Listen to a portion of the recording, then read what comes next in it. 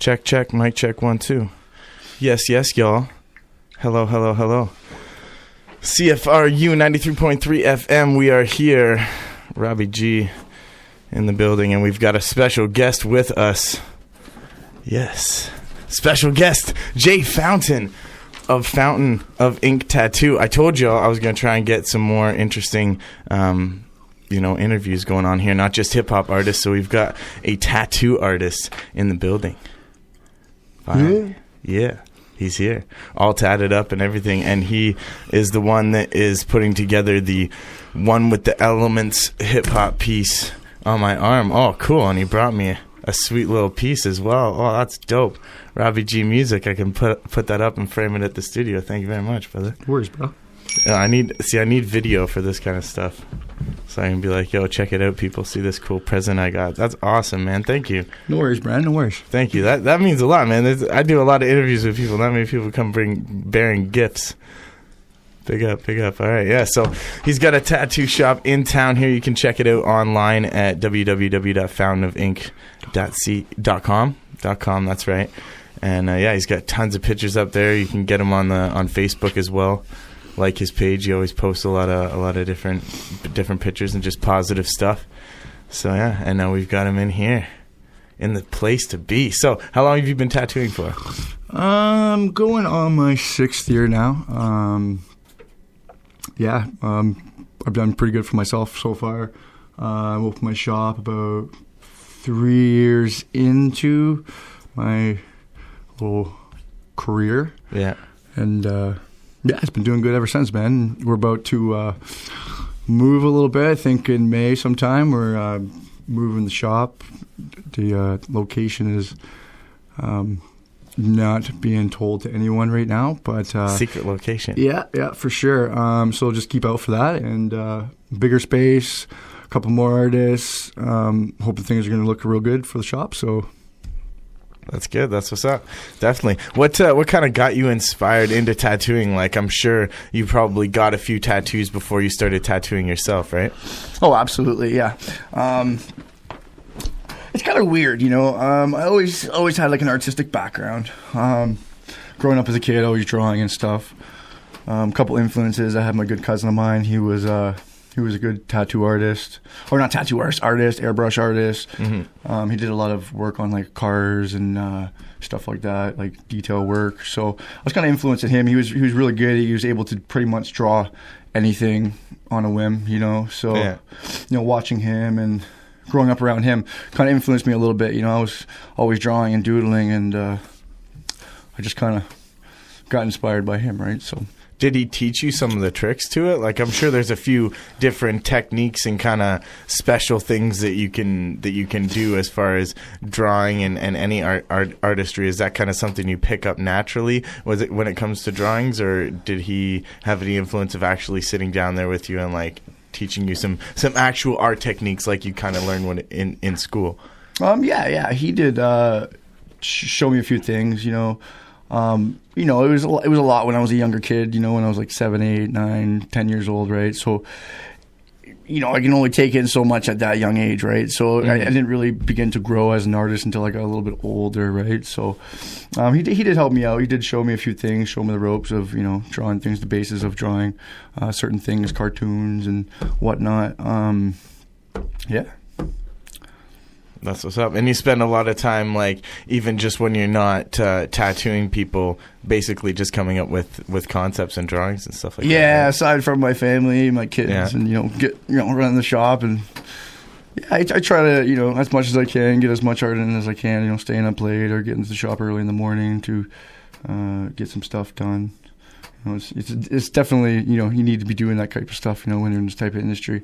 Yeah. And, it keeps you versatile and keeps you on your toes type thing, right? Definitely. Same thing with me. You can't just, like, go and do a bunch of shows or something like that and expect to improve. You have to actually sit there and write the music every now and then and make some more tracks so you can get better at your craft. I think anybody that's working in the arts industry or anything really, as long as you put the hours in, you put the time in, you know what I mean? Things start come into fruition and start paying off, and eventually you get to that status of being like a master at your craft, right? Yeah, exactly. Yeah.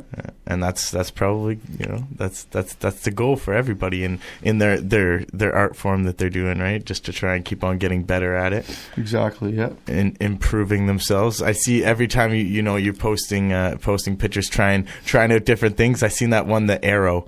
You posted the picture. You're like straight as an arrow. The guy got an arrow all the way along his forearm. That was a pretty fun piece. Pretty simplistic, but it was pretty fun. To be able to do something cool like that. Yeah, definitely. Sure. Like when I show my tattoo that you've done for me to some people, they're always just like, "Wow, that's really good line work. Like everything's really straight, really smooth and stuff like that." So thanks, man. I like to hear the positive feedback on stuff like that for sure, man. Definitely. It's good work that you do, man, for sure. And I like seeing also not only just the good work that you do with the art side of things, but also with just promoting positivity and stuff like that. You know what I mean? We've had a few talks about this before. Just about having a positive mental attitude and how much that really affects, your life and everything that you do. So if you can, for a bit, just talk to the people about how that came about for you, that understanding of having a good positive mindset and just like surrounding yourself with some, good positiveness to make good things happen. I don't know if we're going to have enough time for all that. But,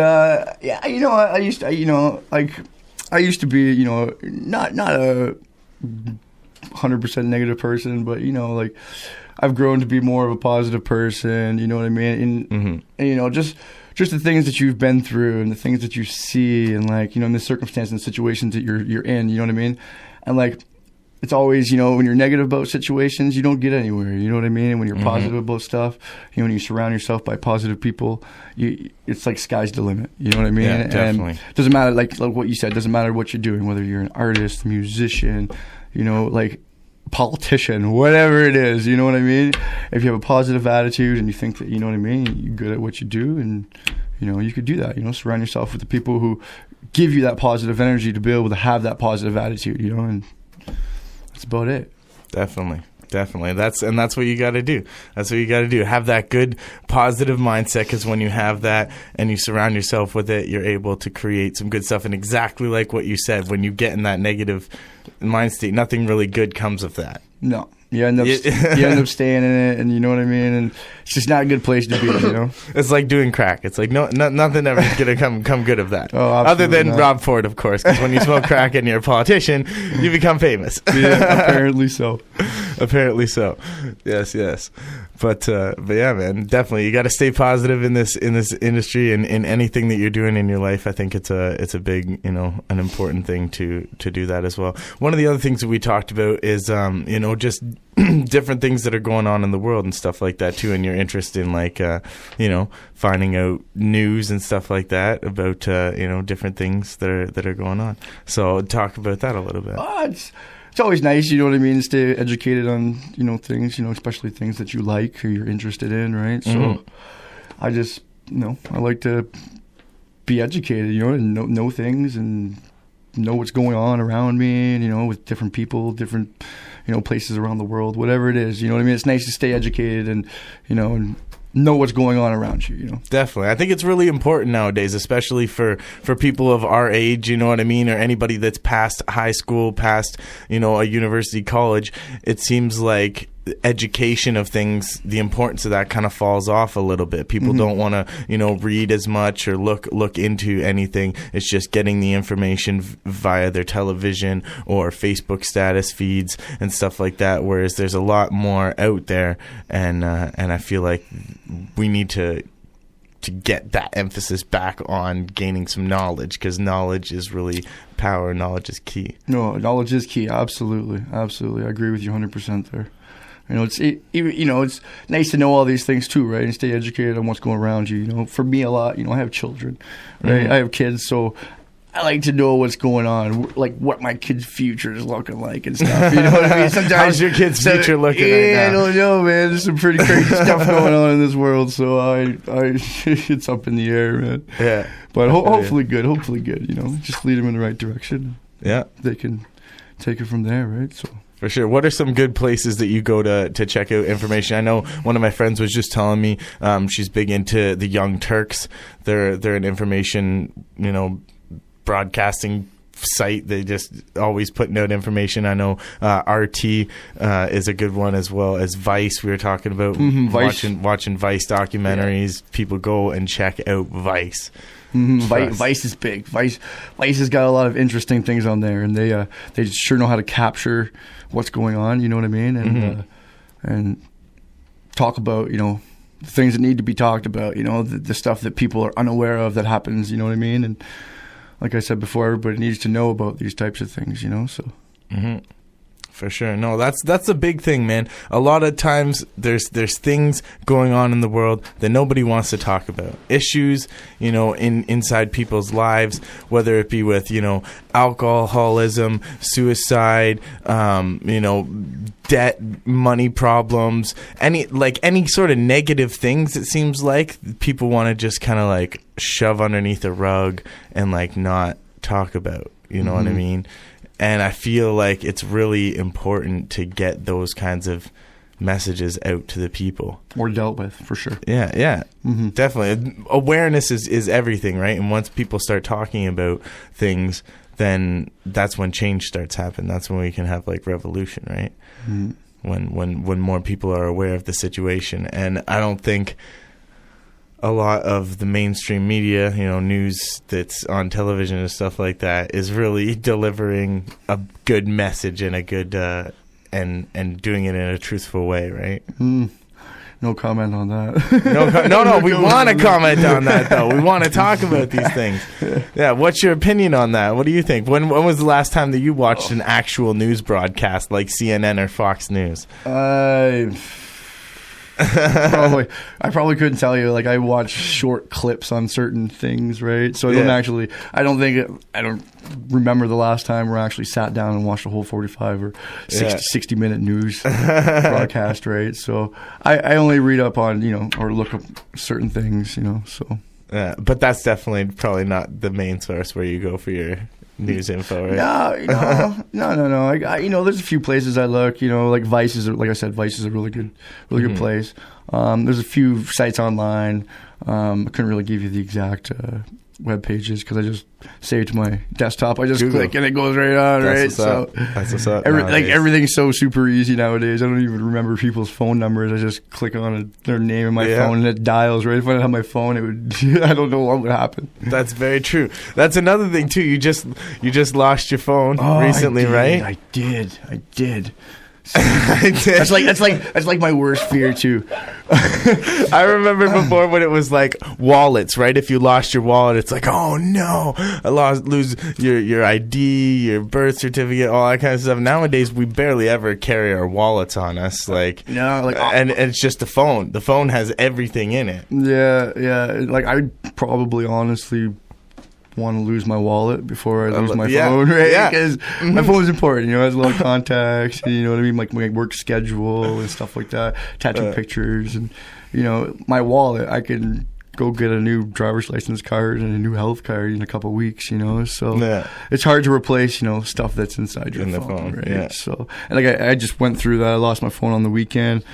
My schedule that was in. I actually just got that phone like a month ago, so I didn't actually have time to sync the schedule from my phone to the computer. So I just kept doing it through my phone, and I lost it, right? But everybody's been contacting me back. I put some stuff on Facebook and my networking stuff to let me know about all their appointments. So if anybody has an appointment with me in the next month or two, let me know so I can put her back in here.